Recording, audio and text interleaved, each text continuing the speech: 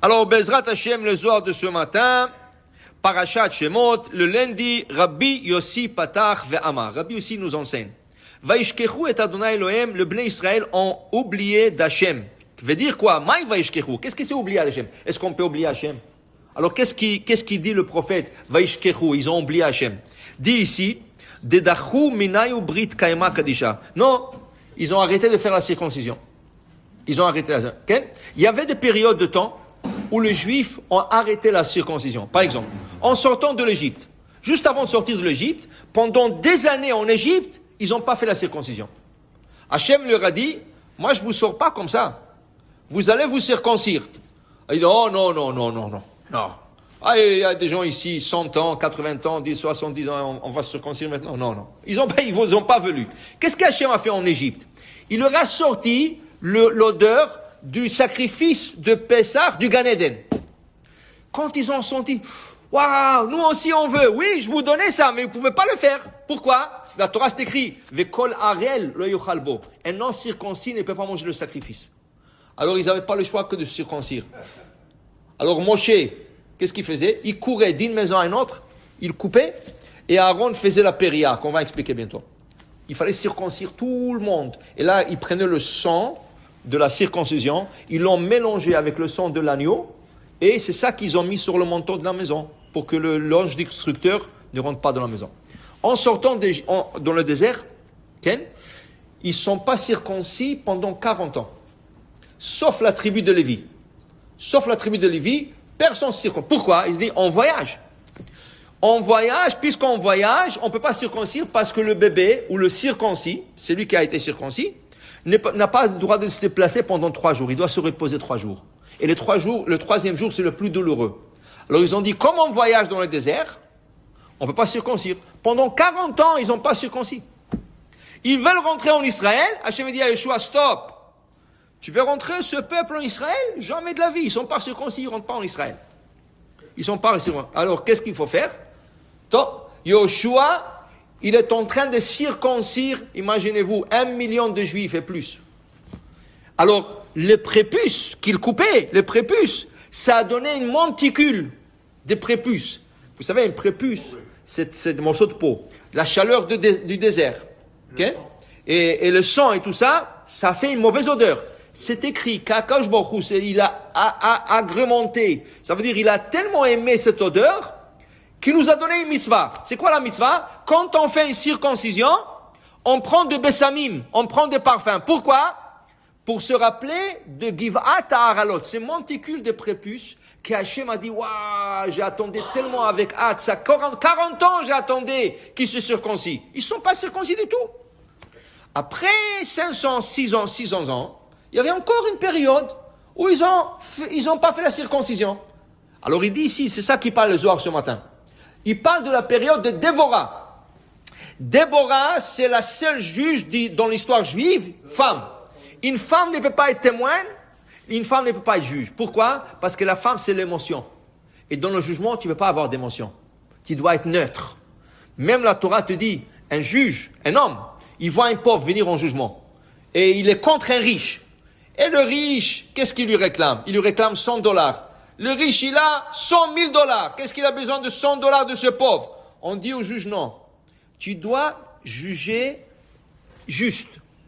Après le jugement, tu as pitié sur lui. Après le jugement, tu as pitié. Prends-lui de côté le pauvre, donne-lui $100 de ta poche.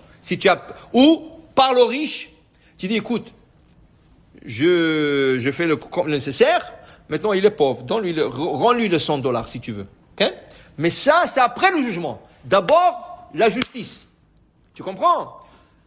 Déborah était la première juge et la dernière juge d'Israël. Ça veut dire qu'il n'y avait jamais de femme. Et pourquoi il a eu ce mérite? Vous savez pourquoi elle a eu ce mérite? Elle faisait tresser des mèches pour le Beth Amikdash. Vous savez que les habits de Cohen, quand ils se tachent, on le lave pas. Qu'est-ce qu'ils font avec? Ils coupent. Et ils déchirent parce qu'on peut pas. Il y a des habits, tu sers un roi, tu vas pas avec des habits tachés ou déchirés. Alors ils coupent. Qu'est-ce qu'ils font avec? C'est des habits en laine, pure laine.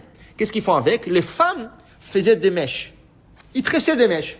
Déborah, toute la journée, du matin au soir, elle faisait des mèches. Mais elle faisait tellement bon le mèche, elles étaient épaisses, elles étaient bonnes. Quand la menorah éclairait, il envoyait la lumière. Akadosh Baruch Hu, il lui dit, tu as éclairé ma maison, je vais t'éclairer ta maison à toi. Il lui a rendu juge, Hachem. Il lui a rendu juge à elle. Maintenant, elle avait un problème. Quand les gens venaient juger chez elle, c'est des hommes. Les hommes ne peuvent pas être isolés avec une femme. Elle ne pouvait pas avoir un bureau. Alors, qu'est-ce qu'elle a fait, elle? Elle a pris un bureau dans le champ, sous un palmier. Et le palmier, on l'appelait Tomer Dévorah, le palmier de Dévorah. Le bureau de Dévorah, c'était un palmier. Et les gens, quand ils venaient, c'était dans un champ ouvert. Tout le monde pouvait voir qui vient, puis alors il n'y avait pas de problème. Maintenant, alors, Dévorah, à son époque, les Juifs ne se sont pas circoncis. Dis le Zohar ici. Dedachou minayu brit kayama. Adatat Dévorah. Jusqu'à que Dévorah est venu. Venedivat le Behai le Chol Israël. Qu'est-ce qui est arrivé? Il y avait un roi qui a attaqué Israël. Il a envoyé son général d'armée qui s'appelait Sisra. Sisra est venu avec 900 chars.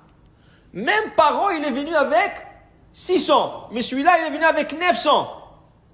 Et Israël avait peur, il tremblait. Déborah a dit, ne vous ayez pas peur. On va aller le battre. Mais je ne peux pas sortir tant que vous n'êtes pas bien circoncis. Qu'est-ce que c'est bien? Il explique le Zohar. Bifroa bis paraot b'Israël, quand il y avait un problème en Israël, bitnadev am, il faut que vous faites un don. C'est quoi votre don à vous? Vous allez bien vous circoncire. Dis le Zohar, qu'est-ce qui est arrivé? Ils se sont circoncis. Ils sont circoncis à cette époque, mais ils n'ont pas fait la péria. Qu'est-ce que c'est la péria? Quand tu coupes le prépuce, sur l'organe génital, il y a comme une membrane fine, on dirait que c'est de la salive. Cette membrane, il faut la prendre, il faut la renverser sur le morceau de peau qui reste. Pourquoi? Si tu la renverses pas, la peau que tu as coupée, elle va retourner à sa place avec les années. Avec les années, c'est une peau. Alors elle va pousser, elle va retourner, c'est comme si tu n'as rien fait. Alors quand tu coupes, tu veux assurer que la peau qui reste ne retourne pas couvrir l'organe génital. Qu'est-ce qu'on fait? La peau qu'il y a au-dessous, cet organe qu'on appelle, c'est une petite peau fine, on la renverse en arrière. On fait comme une kippa. Et là, ça assure que la peau ne reviendra plus à sa place. Ça s'appelle la péria.